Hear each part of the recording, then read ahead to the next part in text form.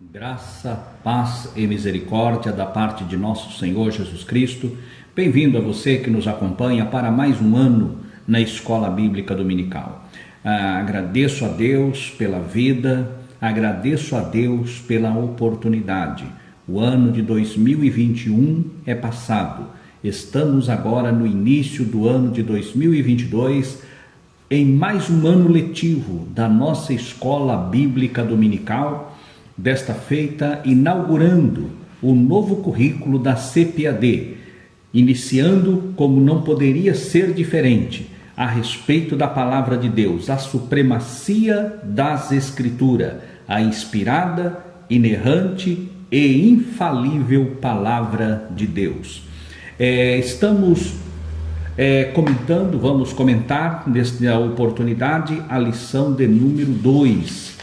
A lição de número 2, a primeira lição, que nós não temos aqui o comentário, não fiz o comentário, é a autoridade da Bíblia, e a lição número 2, a inspiração divina da Bíblia. Primeiramente, a autoridade, o escrito que existe na terra hoje, de maior autoridade, é a palavra de Deus. As leis são emendadas, são revogadas, e as constituições são revogadas, as constituições são reescritas e são emendadas. Todas as leis dos homens passam por mutações. A lei da ciência, ela muda constantemente.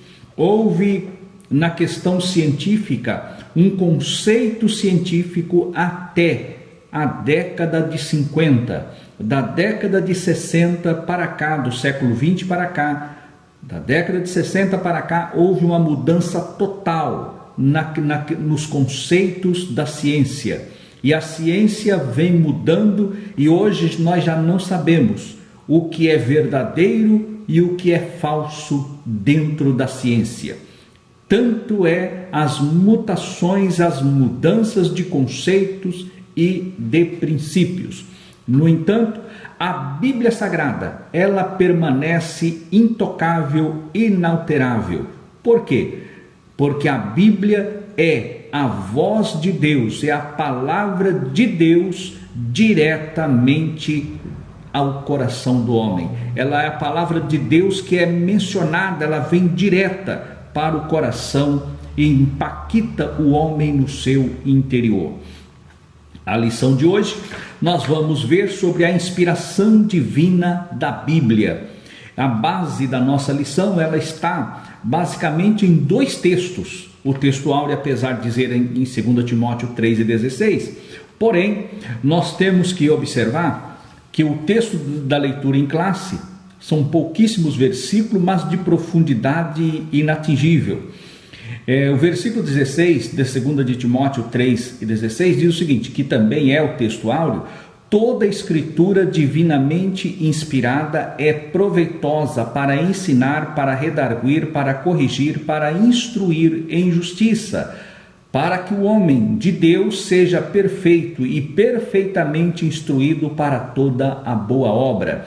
E na 2 de Pedro, no capítulo 1, versículo 20, diz assim: sabendo primeiramente isto, que nenhuma profecia da Escritura é de particular interpretação, porque a profecia nunca foi produzida por vontade de homem algum, mas os homens santos de Deus falaram inspirado pelo Espírito Santo.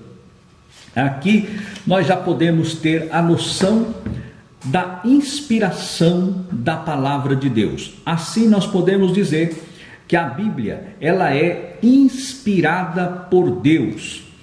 Essa palavra inspirada por Deus, ela mostra, porque em todo o contexto sagrado, nós vamos ver que os homens faziam referência a Deus, e disse Deus, e disse o Senhor, e disse o anjo do Senhor, e algumas expressões diz, assim diz o Senhor, palavra revelada, palavra do Senhor, peso da palavra, sentença proferida.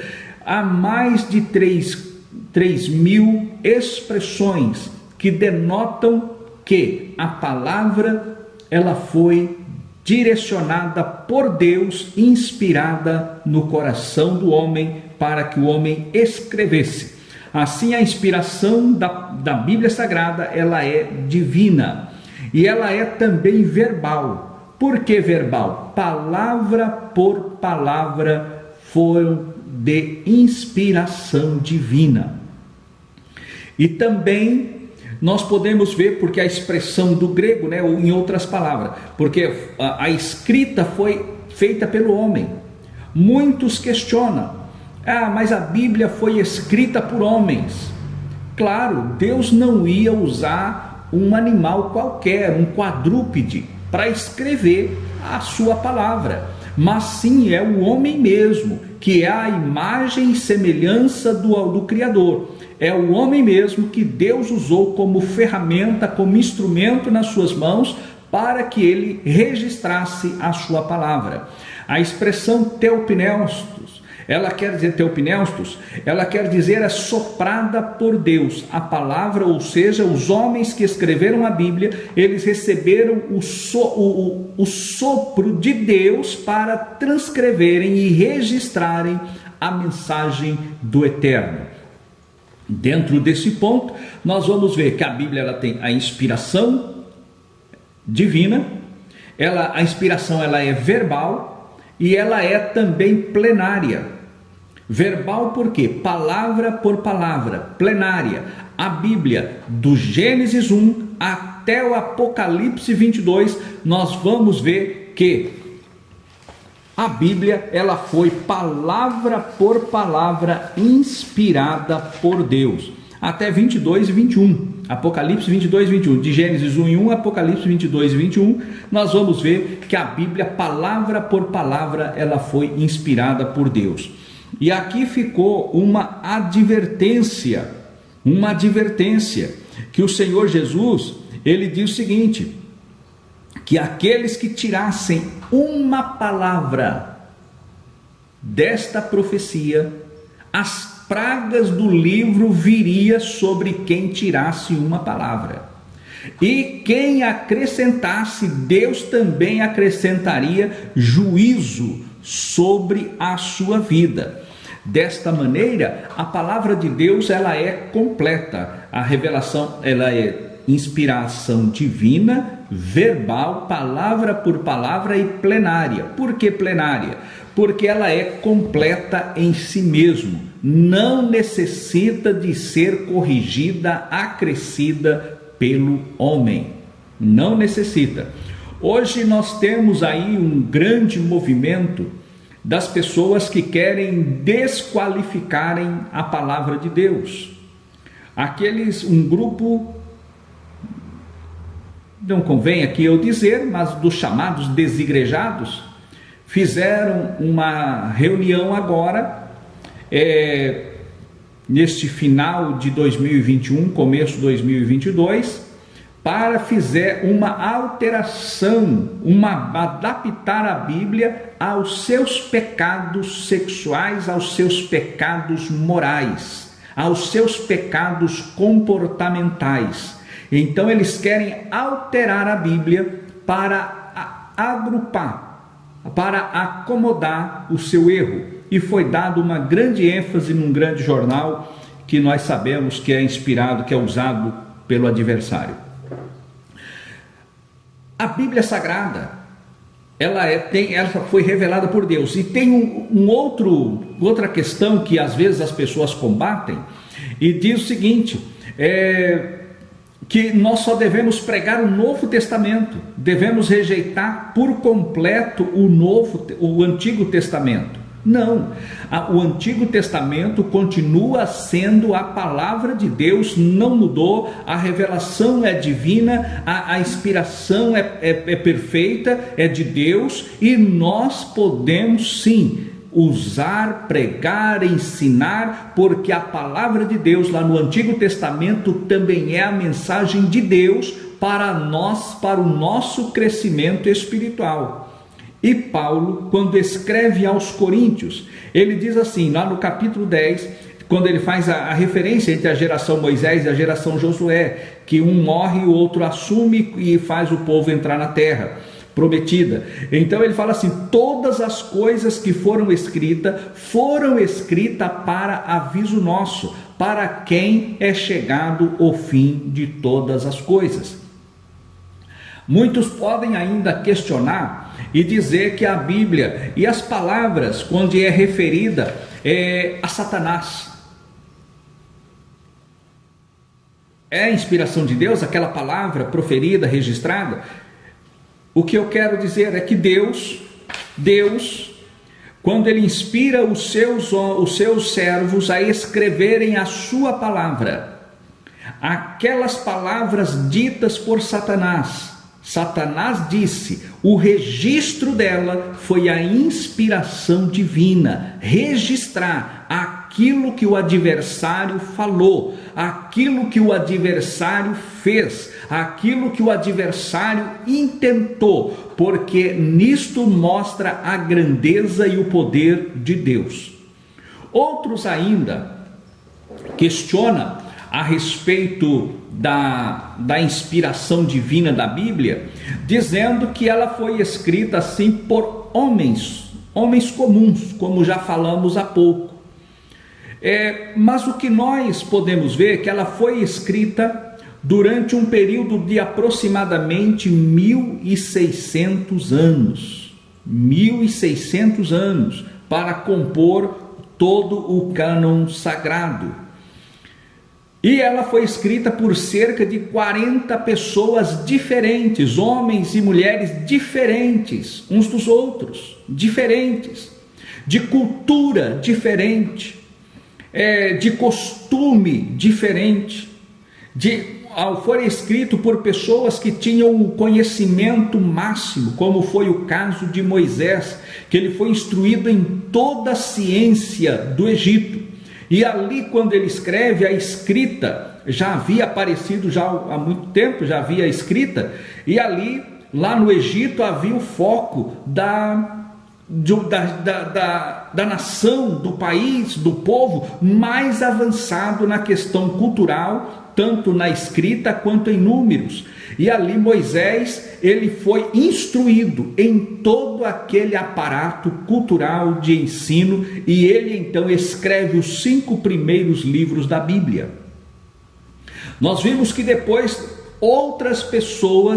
Deus usou outras pessoas com grande capacidade intelectual e formação, como foi o caso de Esdras, que foi depois de Moisés, lá no Antigo Testamento, o maior erudito depois de Moisés foi Esdras, que foi também aquele que escreveu o 1º e 2º Crônicas, o seu próprio livro foi ele quem escreveu, e alguns acham que foi ele próprio também, da sua autoria, o livro de Esther, que foi de autoria de Esdras.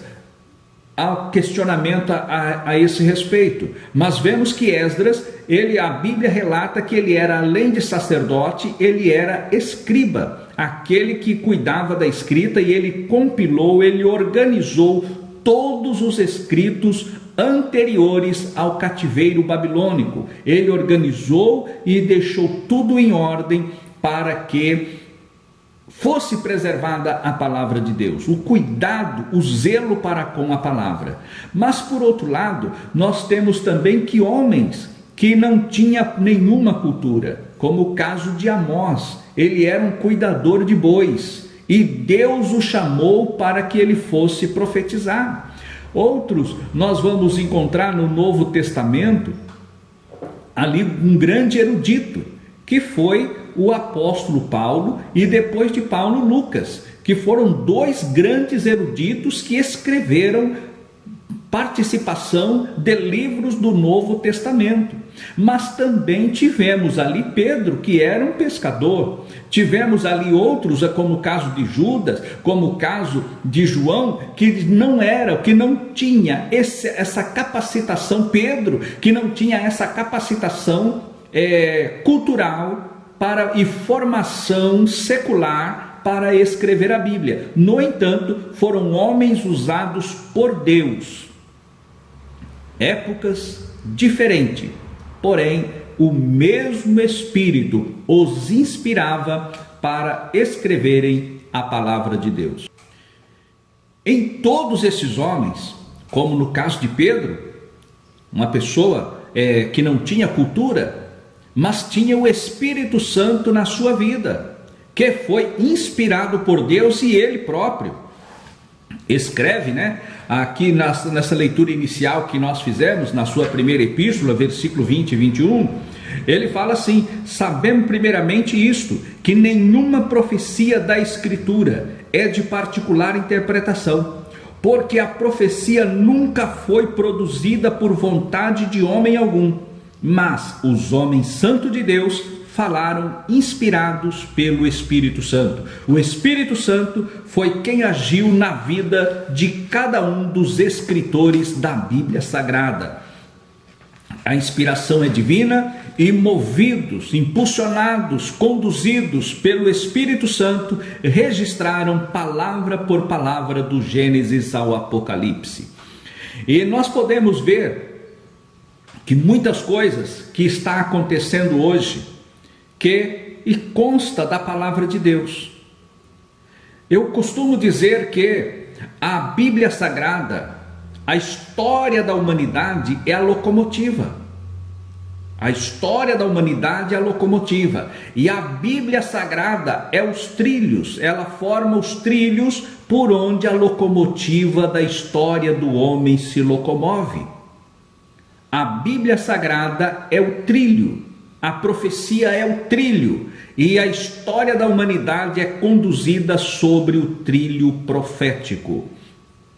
Exemplo, nós podemos encontrar lá em Zacarias, no capítulo 12, uma expressão que o profeta, pós-cativeiro, ali por volta do ano 520 a.C., e juntamente com Ageu, profetizaram para que o templo fosse acabado, o templo em Jerusalém. E ele lá no capítulo 12, ele fala que eis que farei de Jerusalém, versículo 2, eis que farei de Jerusalém um copo de tremor para todos os povos em redor. Uma expressão, tremor, ou um cálice de tontear, um cálice de tontear. E ele diz mais ainda, versículo 3, farei de Jerusalém uma pedra pesada para todos os povos. Quando Zacarias proferiu esta palavra, o que era Jerusalém? O que representava Jerusalém? Judá estava no cativeiro, debaixo do domínio primeiramente de Babilônia, agora debaixo do domínio medo-persa. Jerusalém estava acabada. Era o que? Era digamos assim, uma expressão, um vilarejo destruído, acabado, sem expressão política ou militar alguma. Não tinha expressão política ou militar nenhuma. No entanto, Zacarias traz esta palavra. E quando começou a cumprir esta palavra? Quando começou a cumprir? Na década de 60, na Guerra dos 6 Dias, Israel não foi atrás, mas foi atacado pela Liga Árabe. E em 6 dias de guerra, Israel vence aquela batalha em 1967. Mas no dia 7 de junho de 1967, Israel tomou Jerusalém. E Jerusalém está sob o comando de Israel até o dia de hoje. E Jerusalém hoje é um cálice de tontear para todas as nações ao redor. É um cálice de tontear no Oriente Médio. Jerusalém agora se tornou uma pedra pesada para todos os povos. O governo americano reconheceu Jerusalém como capital de Israel, capital eterno. O governo brasileiro falou em reconhecer, gerou uma confusão política aqui no Brasil. Nós estamos vendo que Jerusalém, falar bem de Jerusalém, reconhecer Jerusalém como capital de Israel, tornou-se um peso para todas as nações da terra. E algo que acontecer ali pode desencadear uma guerra mundial. Jerusalém é o cálice de tontear hoje. Jerusalém é a pedra pesada hoje. A palavra de Deus, ela se cumpre. Lá em Isaías, ele diz: pode uma nação nascer em um só dia? 700 anos antes de Cristo. Depois de 700 anos, Jerusalém foi destruída pelo general Tito. O povo foi expulso da cidade. Ficaram 1800 anos fora. Mas volta agora, tem uma grande guerra mundial. Deus preparou isso. Deus permitiu isso. O povo judeu foi massacrado pelo nazismo. Fim da guerra em 45. 3 anos depois, ou melhor, 2 anos depois, em 1947, na Assembleia Geral da ONU, Israel foi reconhecido como nação. Israel foi reconhecido como nação. Pode uma nação nascer em um só dia? Lá Isaías fala: quem são esses que vêm voando como pombas, assentado às suas janelas? Fala do movimento sionista, fala do sionismo, ou seja, o povo voltando de avião, 700 anos antes de Cristo. A palavra de Deus é inspiração divina. Deus, ele inspirou palavra por palavra. Lá em Apocalipse 13, quando fala da marca da besta, que todos deverão usar a marca da besta, vai chegar o tempo que grandes e pequenos, ricos e pobres, e hoje o que nós estamos vendo? Nós estamos vendo a questão sanitária, a questão de saúde, depois vem a questão de segurança, primeiramente saúde, depois segurança, depois paz. São os pontos que o inimigo, que as coisas estão caminhando para a marca da besta. Já está agora a tecnologia a nanotecnologia para ser implantada, já está usando em larga escala. Na Suíça ou Suécia já estão usando em larga escala. Chips já foram produzidos que pode ser colocado no corpo humano e durar por 40 anos e trazer todas as informações. A palavra de Deus se cumpre, porque ela é inspirada por Deus, palavra por palavra. Ela é inspiração divina, verbal e plenária. A Bíblia é completa. Nada pode tirar a autoridade da palavra de Deus.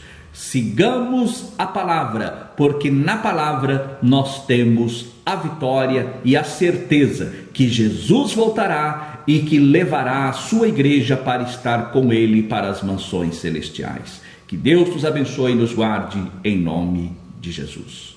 Amém.